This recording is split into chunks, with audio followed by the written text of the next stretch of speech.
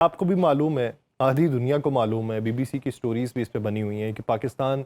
یہ تفتان بارڈر والی سائٹ سے ایران کے اندر کن اشیاء کی اسمگلنگ ہوتی رہی اور کس انداز میں ہوتی رہی، بالخصوص پیٹرول کے حوالے سے. لیکن پھر جب فیلڈ مارشل آئے تو یہ جو بارڈر میکانزم ہے اس کے اندر تبدیلی آئی، کسی حد تک اسے روک دیا گیا، بتدریج اس کے روکنے کا سلسلہ جاری ہے اور اس کے اثرات ہمیں مختلف مارکیٹس کے اوپر بھی پڑتے دکھائی دیتے ہیں. میں گزشتہ مہینوں میں پشاور کے اندر موجود تھا تو وہاں پر یہ دیکھا کہ کارخانوں مارکیٹ جو وہاں کی سب سے بڑی مارکیٹ ہے، وہاں پہ جس تعداد اور مقدار کے اندر مال موجود ہوتا تھا اب وہ نہیں ہے، اور ان کے ریٹس بھی بہت زیادہ بڑھ چکے ہیں اور ان کے مطابق بارڈرز بند ہیں. اب ان کے مطابق تو افغانستان کا بارڈر بند ہے، لیکن دوسری طرف اگر کوئٹہ کا منظرنامہ دیکھیں تو ان کے لیے تو تفتان بارڈر بند ہے، تو وہاں سے اشیاء تو آ نہیں رہی تھیں. اب اگر اسی منظرنامے کو لیگلائز کر دیا جاتا ہے، میں نہیں جانتا کہ اسمگلنگ کے نتیجے میں پیمنٹس کس طریقے سے ہوتی ہیں، ڈالرز میں ہوتی ہیں یا ایرانی ریال کے اندر ہوتی ہیں یا افغانی روپوں کے اندر ہوتی ہیں. اگر اسے لیگلائز کر دیا جاتا ہے تو لیگلائز کرنے والے چینلز بحال کرنے میں اور اس کی پیمنٹ کی ادائیگیاں کرنے میں، اگر تیل کی بات کروں، دوسری اشیاء کی تو ویسے بھی ماضی کے اندر بھی چلتی رہی ہیں، لیکن تیل کی ادائیگیاں کرنے میں پھر وہ طریقہ کار اڈاپٹ کرنے میں کتنا عرصہ لگے گا؟ کیونکہ ان ممالک کے لیے تو آسانی ہے کہ جو پہلے ایران سے تیل باقاعدہ طور پہ قانونی طریقے سے خریدتے تھے تو ان کے چینلز فعال ہونے میں زیادہ عرصہ نہیں لگے گا، لیکن اگر ہم اس نئے چینل کو بحال کرتے ہیں تو پھر ہمیں کتنا وقت درکار ہوگا؟ دیکھیں یاسر، ایک چیز ہے جو بالکل دنیا میں بالکل نہیں ہو، اس کو انیشیٹ کرنے میں آپ کو ایک پورا ایک نیا میکنزم پہلے بنانا پڑتا ہے، کریٹ کرنا پڑتا ہے. یہ وہ چیزیں ہیں جو روٹین پریکٹس میں ہے. آئی ڈونٹ تھنک کہ اس میں کوئی بہت زیادہ وقت لگے گا. اگر ہم اس طرح کا کوئی فیصلہ کرتے ہیں کہ ہمیں ایران سے فار انسٹنس تیل خریدنا ہے تو اس میں کوئی بہت زیادہ وقت نہیں لگے گا، کیونکہ چیزیں ہم بھی بہت سے ممالک سے آلریڈی تیل پرچیز کرتے ہیں تو اس کا ایک میکنزم طے ہے. سملرلی ایران بھی بہت سے ممالک کو تیل فروخت کرتا رہا ہے، اس کا بھی ایک اپنا میکنزم ہے. تو یہ چیزیں اگر طے ہوتی ہیں کہ پاکستان نے ایران سے پیٹرول خریدنا ہے، اس کی جو بھی قیمت طے ہوگی، اس کا جو بھی طریقہ کار ہوگا کہ ہم نے کس طریقے سے وہ تیل پاکستان میں لے کر آنا ہے، تو اس میں کوئی بہت زیادہ مشکل چیز نہیں ہے اور کوئی بہت لمبا عرصہ بھی نہیں ہوگا. یہ شارٹ پیریڈ کے اندر چیزیں طے ہو سکتی ہیں. ہاں، انیشلی براڈر پرسپیکٹو میں کوئی میکنزم بنانے سے اگر ہمیں اس میں وقت لگتا ہے تو ہم انیشلی کوئی شارٹ ٹرم اگریمنٹ کر سکتے ہیں کہ شارٹ ٹرم ہم اس طریقے سے پیمنٹ کریں گے، اتنا تیل جو ہے وہ اس رستے پاکستان پہنچے گا اور اس کی اگینسٹ پاکستان کے بارٹر ہم کر سکتے ہیں. ماضی میں بھی بارٹر ٹریڈز ہوتی رہی ہیں، یا ادروائز اگر ہم نے پے کرنا ہے تو اس کا بھی ایک طریقہ کار جو ہے وہ طے ہو سکتا ہے. میں نہیں سمجھتا کہ یہ کوئی بہت مشکل چیزیں ہیں، اور 60 روز کا ایک لمبا عرصہ ہے، 2 ماہ کا وقت ہے، 2 ماہ چھوٹا پیریڈ نہیں ہے. اس میں پاکستان بہت گین کر سکتا ہے، ایران بہرحال بہت گین کر سکتا ہے. تو میں سمجھتا ہوں کہ اس میں ایرانین اپروچ جو ہے وہ زیادہ ہوگی اس میں کہ میکسیمم مارکیٹس تک ان کی رسائی ہو، میکسیمم، اور اس میں پھر یہ مارکیٹ پاکستان جیسی جو بالکل ان کے ہمسائے میں ہے جہاں پر ہر چیز پرووائڈ کرنا. دیکھیں ایران میں اور بہت سی چیزوں کی مینوفیکچرنگ ہے. آپ نے یقینی طور پر ایرانی چاکلیٹس بھی کھائی ہوگی، بڑی مزیدار، بڑی اچھی کوالٹی کی چاکلیٹس ہیں اور بڑی چیپ ہیں کمپیریٹیولی. اور یہ صرف چاکلیٹس کی بات نہیں ہے یا تیل کی بات نہیں ہے، ایران میں اور بہت کچھ پروڈیوس ہوتا ہے جس سے پاکستان کی مارکیٹ میں بڑا اس کو فائدہ ہو سکتا ہے. پھر ایران کو بہت سی چیزوں کی ضرورت ہے جو پاکستان ایران کو جو ہے وہ دے سکتا ہے. تو یہ بہت سی چیزیں ہیں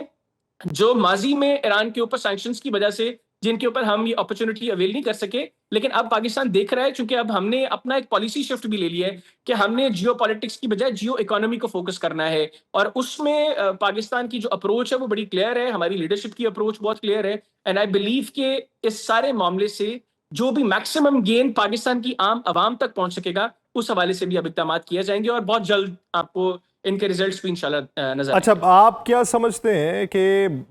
ہم مغرب سے یا دور سے جو چیزیں امپورٹ کرتے ہیں اور اس کی امپورٹ ڈیوٹی، پھر اس پہ ریزرو کے اندر کمی اور اس کی پیمنٹ ڈالرز کے اندر، ایران کے ساتھ ہماری کس طریقے سے ٹریڈ ہو سکتی ہے کہ ہمارا وہ جو امپورٹ ایکسپورٹ کا گیپ ہے وہ کلیئر ہو جائے، یا وہ ڈالرز کا جو گیپ بنتا ہے وہ کلیئر ہو جائے؟ اور دوسری بات یہ کہ وہ کتنے چیپ ریٹس کے اوپر ہمیں مل سکتی ہے، کیونکہ ہم اگر دیکھیں تو بہت ساری ایسی چیزیں ہیں جو ایران کے اندر موجود ہیں جو ہمیں بہت دور سے امپورٹ کرنا پڑتی ہیں. یعنی مثال کے طور پہ پلاسٹک یہاں پہ بنتی ہے، پلاسٹک کا دانہ وہاں سے آتا ہے. اگر ہم فروٹس کی بات کریں، فروٹس بڑی اچھی تعداد میں آتے ہیں، ڈرائی فروٹس بہت اچھے آتے ہیں، کپڑا ان کا بہت اچھا ہے. بجلی کی ہم بات کر رہے ہیں، گیس کی ہم بات کر رہے ہیں، ایل این جی جو ہے، ایل پی جی جو ہے وہ ایرانی بہت اچھی ہے، ہم اس کی بھی بات کر سکتے ہیں. تو اگر ہم ایران کے ساتھ اپنی فلی ٹریڈ کو آن کرتے ہیں تو ہمیں مغرب کے اوپر ریلائی کرنا کتنا کم ہو جائے گا اور ڈالرز کتنے بچ سکتے ہیں؟ دیکھیں میں ایگزیکٹلی فیگرز تو نہیں جانتا، یہ تو کوئی اکنامک ایکسپرٹ آپ کو بتا سکتا ہے، لیکن اس میں کوئی شک نہیں ہے کہ ایران چونکہ میں نے پہلے بھی بتایا کہ ہمارا ہمسایہ ملک ہے، ہمیں سب سے بڑا ریلیف چیپ ریٹس کے علاوہ جو ملے گا وہ کارگو کا ہے. ہماری کارگو کاسٹ جو ہے وہ نہ ہونے کے برابر ہو جائے گی. اس کے علاوہ دوسرا جو ایک بڑا فیکٹر ہے کہ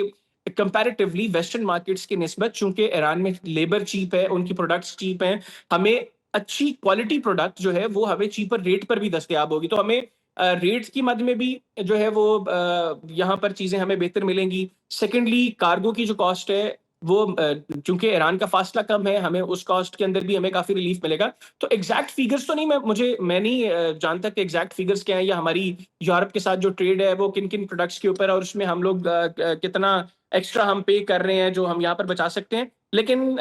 ایز اے لیم اینڈ اکانومی کے معاملات میں میری اتنی انڈرسٹینڈنگ ضرور ہے کہ چونکہ ایران میں لیبر چیپ ہے، چونکہ ایران میں چیزوں کی پروڈکٹس کے ریٹس، جس طرح آپ نے بہت سی چیزوں کا ذکر کیا، کپڑا قالین ایران کا بڑا مشہور ہے، تو اور بہت سی چیزیں ہیں، تو اس میں پاکستان کے لیے بھی ایرانی میں سمجھتا ہوں کہ بڑے دل کا مظاہرہ کریں گے، اور باقی مارکیٹس کے نسبت ان کی اپروچ ہوگی یا ہونی چاہیے کہ پاکستان کو وہ جس طریقے سے بھی میکسیمم فیسیلیٹیٹ کر سکے ان کو کرنا بھی چاہیے، اینڈ آئی بلیو کہ وہ کریں گے بھی. اور ایگزیکٹلی کتنا فائدہ ہوگا ان ٹرمز آف جو آپ اس کو مٹیریل ہم کر سکیں تو وہ تو نہیں میں آپ کو کیلکولیٹ کر کے بتا سکتا، لیکن بہت فائدہ ہوگا. اور اس کی ریزنز وہ میں نے آپ کو بتائیں کہ کارگو کاسٹ اور دیگر جو معاملات ہیں اس میں پاکستان کو بڑا ریلیف ملے گا. اچھا، جب ہم یہ ریکارڈنگ کر رہے تھے تبھی یہ ڈیلیگیشن پاکستان نہیں پہنچا تھا، اور اب یہ ڈیلیگیشن پاکستان پہنچ چکا ہے. عباس عراقچی اس کے اندر موجود ہیں، صدر مسعود پزشکیان اس کے اندر موجود ہیں، اور سلامی دی جا رہی ہے. پاک فوج کے جو پاک فضائیہ کے طیارے ہیں وہ سلامی پیش کر رہے ہیں. تو یہ منظر دنیا کو کیا پیغام دے رہا ہے، اور ساتھ ہی ساتھ یہ پاکستان اور ایرانی عوام کی اگر بات کروں تو ان کی بانڈنگ کو کس حد تک مضبوط کرے گا؟ دیکھیے یاسر، آپ کے اس سوال کے جواب سے پہلے میں تھوڑا سا بتاؤں گا، آپ تھوڑا سا محسوس کریں کہ اس وقت آپ کے ہمسایہ ملک میں کیا فیلنگز ہوں گی، جنہوں نے گزشتہ تقریباً 100 دن سے مسلسل کوشش کی کہ کوئی ایسی چیز نکالیں اور یہ ثابت کریں کہ ایران کو پاکستان نے ڈاج کیا ہے، کہ ایران کو پاکستان نے جو ہے وہ پھنسا دیا ہے، اور ایران جو ہے وہ اب پاکستان کی وجہ سے بھگتنے جا رہا ہے. میں بات کروں آپ کے پڑوسی ملک جہاں پر ایک گھٹیا شیطان برسر اقتدار ہے، جو نئی دلی سے تو ہمیں گزشتہ چند روز سے رونے چیخنے کی آوازیں بھی آ رہی ہیں بھارتی پی ایم او سے. تو آپ ذرا ایک منٹ کے لیے سوچیں کہ وہاں پر اس وقت کیا حالات ہوں گے. میں تو بہرحال یہ سوچ کر بڑا انجوائے کر رہا ہوں کہ وہ اس وقت کس تکلیف میں، کس کرب میں ہوگی، اور کس طرح رونے کی آوازیں انڈین پی ایم او سے آ رہی ہوں گی. بیک ٹو یور کوشچن، یقینی طور پر دنیا بھی اس کو جس طرح میں نے پہلے کہا پازیٹیولی دیکھ لی ہوگی. دنیا کو اس چیز کا اندازہ ہے کہ یہ وہ کام پاکستان نے کیا ہے جس کا فائدہ صرف ایران، امریکہ یا پاکستان کو نہیں ہوگا، پوری دنیا کو ہوگا. پاکستان تو شاید ان ممالک میں ہوگا جو کوئی تیسرے چوتھی ٹیئر پر جا کر جن کو اس کا فائدہ ہوگا. سب سے زیادہ فائدہ مغرب کو، جہاں پر انرجی کرائسس جو الٹیمیٹلی لیڈ کر رہا تھا اکنامک کرائسس کو. تو بڑا ایک طبقہ جو انفلوئنشل طبقہ ہے وہ تو ویسٹ میں بیٹھا ہے. ان کی اپروچ پر ہمارے مشرق وسطیٰ کے جو برادر ممالک ہیں وہ بہت زیادہ سفر کر رہے تھے، تو وہ بھی اس کو پازیٹیولی دیکھ رہے ہوں گے، کیونکہ پاکستان نے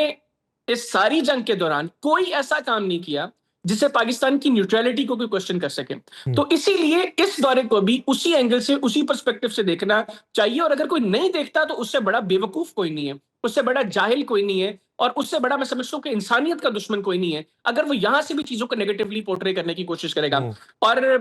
جو میں نے آپ کو پہلے بتایا تھا کہ عباس عراقچی صاحب جو ہیں وہ شاید اب عمان کی جگہ پہلے پاکستان کا جو دورہ کریں گے، تو یہ بھی بڑی اس کی اپنی امپورٹنس ہے، کیونکہ عباس عراقچی صاحب سوئٹزرلینڈ میں ایرانی وفد کو لیڈ کر رہے تھے باقر غالباف صاحب کے ہمراہ، اور وہ بہت سی چیزوں کے آئی وٹنس ہیں اس وقت جو کمیونیکیشن ہوئی پاکستان اور ایران کی، اور جو سارے معاملات امریکہ اور ایران کے درمیان بھی ہوئے. تو عباس عراقچی صاحب چونکہ ہر چیز جانتے ہیں، تو اس میں جو میں نے آپ کو آغاز میں بتایا تھا نا کہ کون کون سی چیزیں ڈسکس ہوں گی، اس لیے عباس عراقچی صاحب ڈاکٹر مسعود پزشکیان صاحب کے ہمراہ پاکستان آئے تاکہ اس سارے ماحول کو وہ اپنے طریقے سے پریزنٹ کریں، اور پھر یہاں پر گفتگو ہو سکے کہ اب مستقبل کا لائحہ عمل کیا ہونا ہے. ایران آج پاکستان کو ایک اپنے ہمدرد اور دوست کی طرح دیکھ رہا ہے، اور پاکستان کی طرف سے دی جانے والے جو مشورے ہیں، جو پاکستان کی صلاح ہم اس وقت ایران کو دے رہے ہیں وہ اس کو ایک امپورٹنس دیتے ہیں، کیونکہ وہ سمجھتے ہیں کہ پاکستان اس وقت ایران کے لیے بھی اگر کچھ کر رہے ہیں تو پاکستان کسی مطلب کے لیے نہیں کر رہا. پاکستان کا مقصد یہ نہیں ہے کہ پاکستان کو اکنامک گینز ایران سے لے گا. پاکستان چاہتا ہے کہ اس ریجن میں امن ہو، ایران کو اس کا فائدہ ہو، اس پورے خطے کو اس کا فائدہ ہو. تو یہ جو میں نے عباس عراقچی صاحب کا حوالے صاحب کو پہلے بتایا تھا، یہ اب کلیئر ہو گئی ہیں چیزیں کہ ان معاملات، ان میٹنگز کے اندر بنیادی طور پر کون کون سی چیزیں اب ڈسکس ہونے جا رہی ہیں پاکستان اور ایرانی لیڈرشپ کے درمیان. میں صرف وہی، میرا آخری چنک کبھی رہتا ہے، ایک آخری سوال وہی ہے، پاکستانی عوام اور ایرانی عوام ان کی بانڈنگ جنگ کے اندر بہت مضبوط رہی. یاسر مجھے آواز نہیں آ رہی ہے. میں یہ آپ کو اب آواز آ رہی ہے حیدر؟ ہیلو حیدر آپ کو آواز آ رہی ہے میری؟ اب آ رہی ہے آواز. میں یہ پوچھنا چاہ رہا ہوں کہ میرا سوال پھر ابھی وہیں پہ باقی ہے کہ پاکستانی عوام اور ایرانی عوام ان کی بانڈنگ جنگ کے اندر بے حد مضبوط رہی، مستقبل قریب میں کیسی مضبوط ہوتی دیکھ رہے ہیں؟ میں سمجھتا ہوں کہ یہ جو رشتہ پاکستان اور ایران کے درمیان اس جنگ کی وجہ سے کہہ لیں کہ جو چیزیں ریسیٹ ہوئی ہیں نا ہمارے آپس ریلیشنز میں، اب یہ مزید بانڈنگ مضبوط ہوگی. اس کو ہم مستقبل میں دیکھیں گے کہ بہرحال اس جنگ کے اندر جو ہم لوگوں نے دیکھا کہ ایران کے بعد اگر کسی نے ایران کے مقدمے کو بڑا مضبوطی سے فائٹ کیا تو وہ پاکستان کی عوام تھی، پاکستان کے لوگ تھے. اور یہ ایرانیوں نے محسوس کیا ہے. ماضی میں ہمارے بہت اچھے ریلیشنز نہیں تھے ایران کے ساتھ. ہم نے ہمیشہ دیکھا کہ ایران جو ہے وہ ہمیں انڈیا کے سائڈ پر کھڑا جو ہے وہ دکھائی دیا. اور ابھی اس وقت پاکستان کو جن چیلنجز کا سامنا ہے اس میں ایک بڑا چیلنج پاکستان اور ایران کا بارڈر بھی ہے. اور کیونکہ ایرانی سرزمین کو ماضی میں بھارت پاکستان کے خلاف استعمال کرتا رہا ہے، کلبھوشن یادو کسی سے ڈکی چھپی چیز نہیں ہے. بایا ایران وہ پاکستان ہے اور ایران میں پاکستان میں آ کر اس نے جو کچھ کیا